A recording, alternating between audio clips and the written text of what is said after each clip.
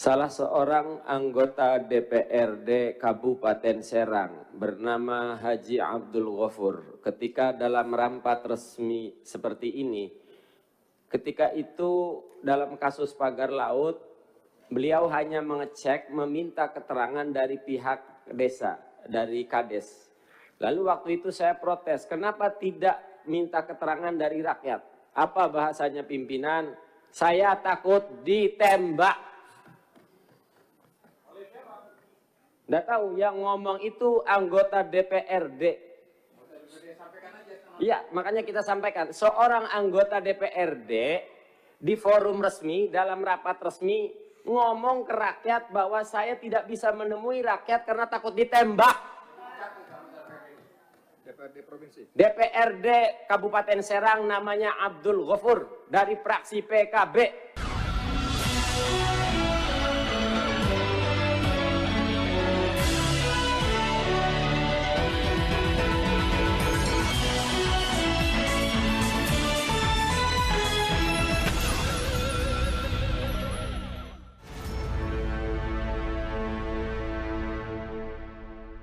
Assalamualaikum warahmatullahi wabarakatuh. Saya Irsmun Arif dari Forum News Network. Aguan, pemilik PT Agung Sedayu Group yang jadi pengembang di Pantai Indah Kapuk 2 ini ternyata sangat sakti. Bahkan sampai-sampai seorang anggota DPRD Kabupaten Serang itu tidak berani mempersoalkan pembangunan pagar laut yang sangat menghebohkan itu. Alasannya ini loh yang bikin kaget, bahwa dia takut ditembak. Siapa yang menembak? Nah, ini yang tidak jelas ya. Pengakuan yang sangat mengejutkan itu disampaikan seorang warga Serang yang bernama Mahesa ketika dia turut hadir dalam rapat dengar pendapat dengan Komisi 2 yang berlangsung Selasa tanggal 4 Februari 2025. Rapat kerja itu dipimpin oleh wakil ketua Wakil Ketua Komisi 2 Dede Yusuf. Ini berlangsung sangat seru. Bismillahirrahmanirrahim. Singkat saja pimpinan, saya ingin melaporkan temuan di lapangan. Salah seorang anggota DPRD Kabupaten Serang bernama Haji Abdul Ghafur ketika dalam rapat resmi seperti ini, ketika itu dalam kasus pagar laut, beliau hanya mengecek, meminta keterangan dari pihak desa, dari Kades. Lalu waktu itu saya protes, kenapa tidak minta keterangan dari rakyat? Apa bahasanya pimpinan? Saya takut ditembak. Nggak tahu, yang ngomong itu anggota DPRD. Iya, makanya kita sampaikan. Seorang anggota DPRD di forum resmi, dalam rapat resmi, ngomong ke rakyat bahwa saya tidak bisa menemui rakyat karena takut ditembak. DPRD Provinsi. DPRD Kabupaten Serang namanya Abdul Ghafur dari fraksi PKB. Tuh yang pertama. Berarti ada kekuatan besar ini, kita semua punya keyakinan, dan justru malah kadang anggota polisi yang baik malah terjerat dengan seragamnya.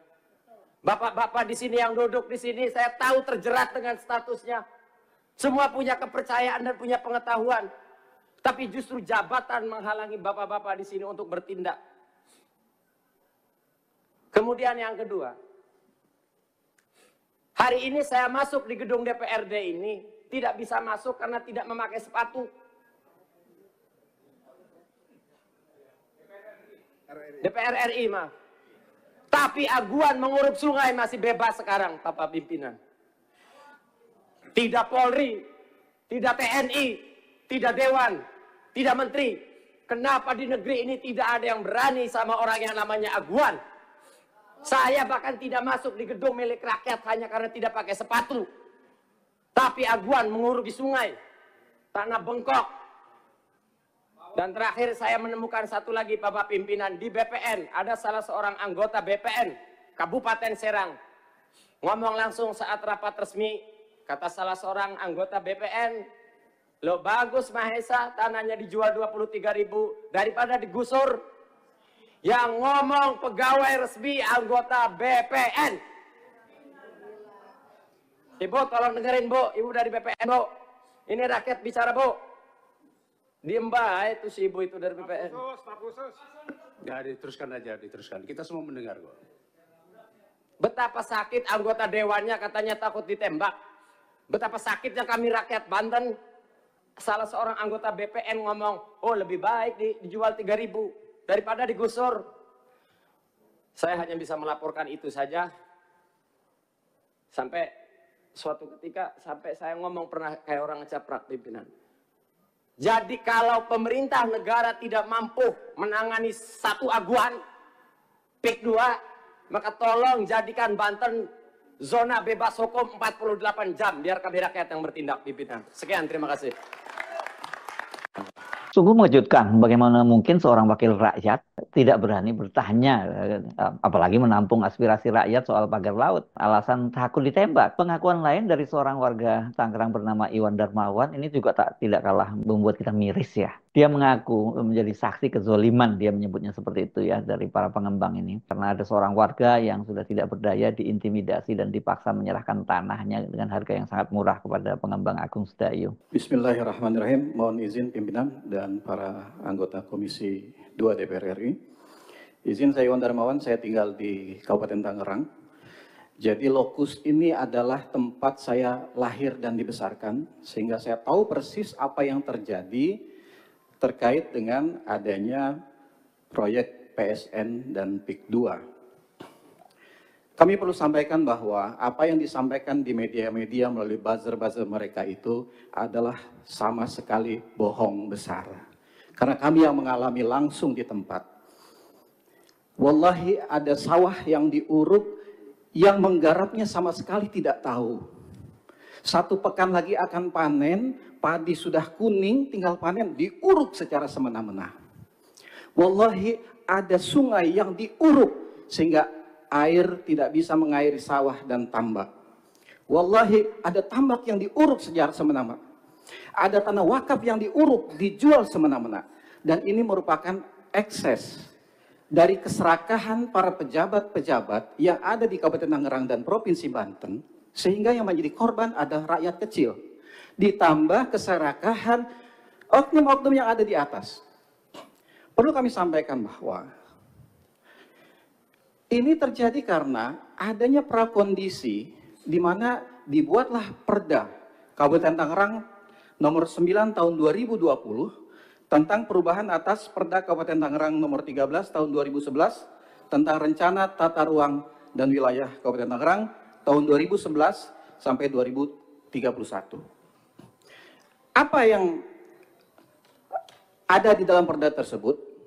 Lahan sawah produktif di utara Kabupaten Tangerang, ini lumbung padinya Kabupaten Tangerang, lahan hijau itu tiba-tiba menjadi lahan kuning.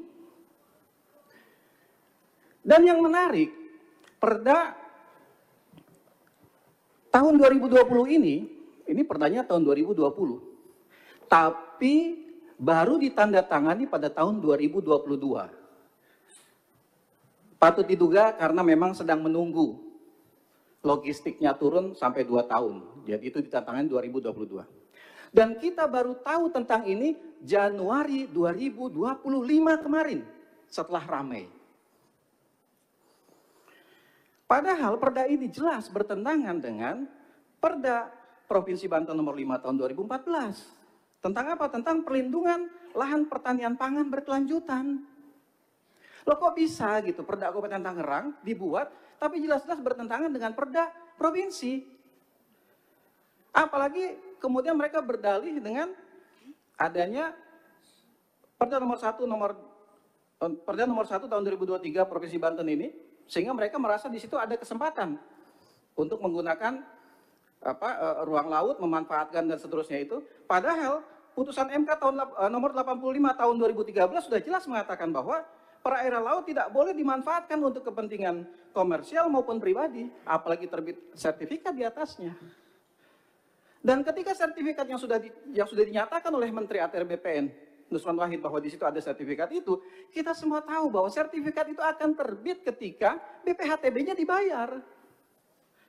Pertanyaan kami, itu bayarnya ke siapa? Apakah ke oknum pejabat Dispenda pada saat itu? Ke pribadi kah atau memang masuk ke kas kabupaten? Dan jumlahnya fantastis. Artinya bahwa ini betul-betul secara sistemik, secara terstruktur, kejahatan kemanusiaan ini dari atas sampai bawah, atau kalau dibolak-balik dari atas sampai bawah itu merata. Dan hari ini, sampai dengan hari ini, rakyat masih terus ditakut-takuti. Sedianya kami juga membawa bahan-bahan dan saksi di lapangan, tetapi mereka sangat ketakutan dan mereka masih sekarang agresif mendatangi pemilik-pemilik lahan. Bayangkan, yang tidak mau menjual dikriminalisasi. Saksinya ada, buktinya ada, orangnya ada. Dan bukan cuma satu, banyak. Kita bisa bayangkan dengan sisi kemanusiaan kita. Pemilik tanah sudah sepuh dalam kondisi sakit dengan selang oksigen dipasang. Dipaksa tanda tangan untuk melepaskan haknya. Dan ada oknum polisi di situ, ada oknum pengacara di situ. Ini apa? Kemana negara? Ini zolim, sezolim-zolimnya. Kan saya mulai paham, mulai mengerti. Kenapa selama ini pengurukan yang begitu masif, pemagaran yang begitu masif, semua pejabat diam di kabupaten maupun di provinsi Banten. Kenapa? Karena mereka lah yang menangani produk-produk perda ini. Demikian tambahan dari saya. Tapi jangan Anda pikir bahwa kesewenang-wenangan itu hanya dilakukan kepada warga lokal, warga pribumi. Bahkan kepada sesama etnis Tionghoa yang ini keluarganya mengenal Aguan itu katanya juga mendapat perlakuan yang sama. Bahkan karena tidak mau menyerahkan lahannya, kemudian dia dikriminalisasi. Nah, saya ajak Anda untuk menyimak kesaksian 2 orang warga yang tanahnya juga dirampas oleh pengembang Agung Sedayu Group, yakni Charlie Chandra dan seorang ibu yang sudah sepuh ini, Ibu Tin Sumarni. Ya, terima kasih Pak Pimpinan yang saya hormati. Saya Charlie Chandra, saya sudah berjuang sejak 2013 Pak. Papa saya dijadikan tersangka atas tuduhan pemalsuan yang terjadi lebih dari 30 tahun yang lalu. Seharusnya tidak bisa diterima oleh polisi Pak. Tahun 2013 itu mereka PT Mandiri Bangun Makmur, Direkturnya Nono Sampono, mengambil surat kuasa dari ahli waris pemilik pertama. Bayangkan, pemilik yang sudah menjual tanahnya 35 tahun yang lalu bisa kasih kuasa ke Nono Sampono untuk menguasai tanah kami, Pak Pimpinan. Dan ketika itu terjadi, saya biarkan saja karena saya tahu saya tidak bisa melawan. Suatu hari, saya punya saudara yang teman baik dengan Aguan, minta saya jual. Bayangkan, ini teman baiknya, itu saudara saya. Ketika saya mencoba negosiasi, malah saya dilaporkan ke polisi, Pak. Saya diundang ke kantor PIK 2, di situ sudah ada penyidik. Penyidik yang mentersangkakan papa saya sendiri, Pak. Dan ketika saya menolak, saya dilaporkan penggelapan. Sertifikat atas nama ayah saya sendiri, di mana penggelapannya. Dan itu sudah naik ke penyidikan, Pak. Akhirnya saya ketemu dengan polisi yang baik, yang lurus.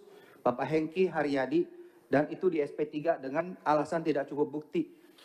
Namun, ketika saya mau balik nama dari ayah saya ke semua ahli waris, saya dilaporkan lagi. Tuduhannya pemalsuan surat. Sangat aneh, Pak. Ini pemalsuan surat masih haknya di kami kok.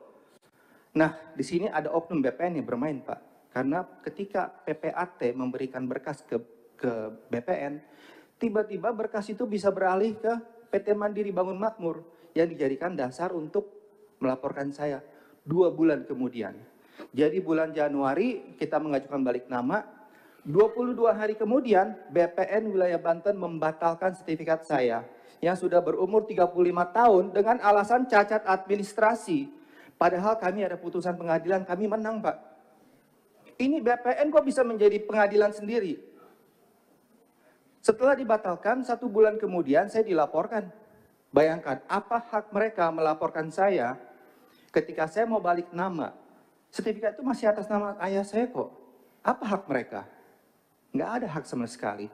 Tapi kita sebagai rakyat biasa, nggak ada yang dengar, Pak. Saya sudah di ruangan ini, November 2023, duduk di kursi yang sama, melaporkan hal ini. Apa yang terjadi seminggu kemudian saya dijadikan tersangka. Nggak ada yang bisa melindungi kami kecuali Tuhan, Pak. Sekarang saya berharap kepada pemerintahan yang baru, agar keadilan bisa diluruskan. Saya minta agar kriminalisasi terhadap saya dihentikan di Polda Banten. Saya minta ini dihentikan di SP3. Karena tidak ada tindak pidana, saya mau balik nama sebelum adanya pembatalan. Kalau saya mau balik nama sesudah ada pembatalan, oke, paham. Ini sebelum, mereka nggak ada hak, Pak. Dan kedua, saya sudah minta kepada Bapak Nusron Wahid untuk memulihkan SHM saya. Karena SHM yang sudah 35 tahun tidak bisa dibatalkan dengan alasan cacat administrasi. Hak kontarius sudah hilang. Harus ada putusan pengadilan. Lalu apa dasar mereka membatalkan sertifikat saya? Dengan alasan cacat administrasi 35 tahun kemudian. Dasarnya adalah permintaan dari Nono Sampono yang memberikan jaminan bahwa BPN tidak akan kena sanksi pidana dan perdata. Itu saja dari saya. Terima kasih Pak Pimpinan. Coach Charlie Chandra, terima kasih. Selanjutnya Butin Suartini. Kalau tidak ada mic, tolong maju ke depan sebentar ke tempatnya Coach Charlie. Oh, sudah ada. Ya, silakan. Assalamualaikum. Mic-nya di dekat nih. Terus, kencengin aja Bapak. Agak dekat, Bu. Ya. Assalamualaikum warahmatullahi wabarakatuh. Waalaikumsalam warahmatullahi wabarakatuh. Bismillahirrahmanirrahim. Ya, saya adalah pemilik tanah yang berada di Tanjung Burung yang berdekatan dengan perencanaan PIK 2. Saya mempunyai tanah itu dari tahun 1974. Ketika tahun 2016, tanah itu masih ada isinya, masih ada ikannya, sudah ditutup, diuruk maksudnya. Saya membayar, tadinya saya sudah membayar amnesti pajak, membayar pajak setiap tahun. Tidak ada yang tidak dibayar sampai tahun 2024. Jadi ketika saya memohon kepada PT itu untuk membayar tanah saya, dia beralasan saja, tidak mau membayar sampai saat ini. Ya itulah itu penjelasan dari saya. Mohon Bapak-bapak yang terhormat untuk membantu masyarakat yang di Tanjung Burung pun banyak yang masih belum dibayar, Pak. Artinya dirampas, betul. Itulah penjelasan saya. Terima kasih. Sungguh ini campur aduk ya perasaan kita menyimak pengakuan-pengakuan testimoni dari para warga tadi itu ya. Sedih jelas, prihatin juga jelas. Tapi saya yakin Anda juga merasa sangat marah. Bagaimana mungkin ada negara seperti negara hukum Republik Indonesia itu kok ada seorang pengembang begitu yang dia bisa mengendalikan semua kekuasaan di negara ini. Dan yang menyedihkan itu kemudian aparat negara kita itu malah mereka menjadi alat dari para pengembang untuk menekan dan mengintimidasi rakyatnya sendiri. Saya Harus Arif dari Forum News Network. Sampai jumpa lagi. Assalamualaikum warahmatullahi wabarakatuh.